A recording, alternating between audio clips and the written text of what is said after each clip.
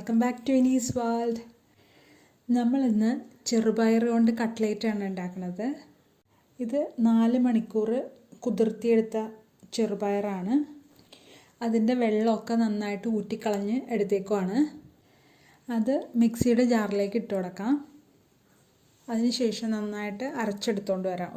തരിതരിപ്പായിട്ട് അരച്ചാൽ മതി, കൂടുതലായിട്ട് അങ്ങോട്ട് അരഞ്ഞു പോകേണ്ട ആവശ്യമില്ല. അരച്ചുകൊണ്ടുവന്ന പയർ മറ്റൊരു പാത്രത്തിലേക്ക് മാറ്റുകയാണ്. ഇതിലേക്ക് 3 ഉരുളൻകിഴങ്ങ് പുഴുങ്ങിയത് ചേർത്ത് കൊടുക്കാം. ഒരു കുക്കറിൽ കുറച്ച് വെള്ളവും കൂടി ഒഴിച്ച് 4 വിസിൽ കേൾപ്പിച്ചിട്ടുണ്ടെങ്കിൽ ഇതുപോലെ വെന്ത് കിട്ടും. എന്നിട്ട് അതൊന്ന് പൊടിച്ച് നമുക്കിതിലേക്ക് ചേർത്ത് കൊടുക്കാം. ഇനി ഇതിലേക്ക് നമ്മൾ ഇട്ട് കൊടുക്കുന്നത് ബ്രെഡിൻ്റെ പൊടിയാണ്. ഞാനൊരു 8 സ്ലൈസ് ബ്രെഡ് എടുത്തിട്ടുണ്ട് ഇതിലേക്ക് ചേർക്കാൻ വേണ്ടി. ബ്രെഡ് ഇടാനായിട്ട് ഇഷ്ടമില്ല എന്നുണ്ടെങ്കിൽ ഈ ഉരുളൻകിഴങ്ങിൻ്റെ അളവ് കൂട്ടിക്കൊടുത്താൽ മതി. നമുക്കിത് കയ്യിൽ വെച്ചിട്ട് കട്ട്ലേറ്റിൻ്റെ ഷേപ്പ് ആക്കി എടുക്കാൻ പറ്റണം. ആ ഒരവസ്ഥയിൽ ആക്കിയെടുക്കണം കേട്ടോ. ഇനി ഇതിലേക്ക് ഒരു സവാള അരിഞ്ഞത് ഇട്ട് കൊടുക്കുന്നുണ്ട്. ഒരു പച്ചമുളക് വട്ടത്തിൽ അരിഞ്ഞതും കൂടി ഇട്ട് കൊടുക്കുകയാണ്. ഇനി നമുക്ക് വേണ്ടത് ഇഞ്ചി വെളുത്തുള്ളിയാണ്. 5 വെളുത്തുള്ളിയും ഒരു ചെറിയ കഷ്ണം ഇഞ്ചിയും ചോപ്പ് ചെയ്തത് ഇട്ട് കൊടുക്കുന്നുണ്ട്. നിങ്ങൾക്ക് വേണമെങ്കിൽ അത് ചതച്ചു ഇട്ട് കൊടുക്കാം കേട്ടോ.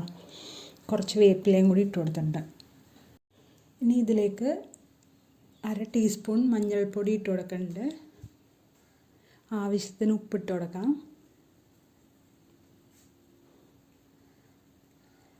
ഒരു ടീസ്പൂൺ മുളക് പൊടി ഇടുകയാണ്.